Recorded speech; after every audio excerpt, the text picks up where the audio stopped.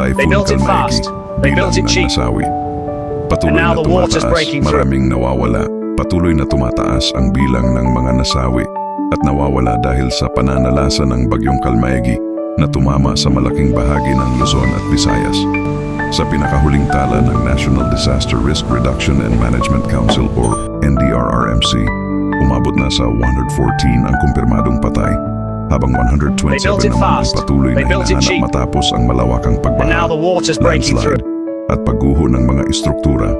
Ayon sa mga autoridad, karamihan sa mga nasawi ay mula sa mga rehiyon ng Bicol, Eastern Visayas at Calabarzon, mga lugar na direktang tinamaan ng malalakas na hangin at rumaragas ang tubig.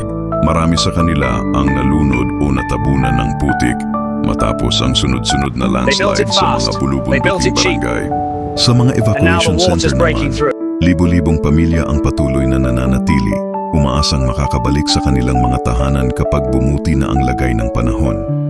Ipinahayag ng Department of Social Welfare and Development na patuloy silang namimigay ng relief goods, pagkain at mga kumot sa mga apektadong komunidad.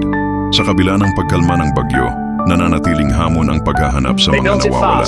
Mahirap ang operasyon dahil sa putik, sira-sirang daan at patuloy na pag-ulan sa ilang lugar. Samantala, nagbabala ang mga eksperto na maaaring mas lumala pa ang sitwasyon kung hindi agad maibalik ang kuryente at supply ng tubig sa mga probinsyang pinakaapektado.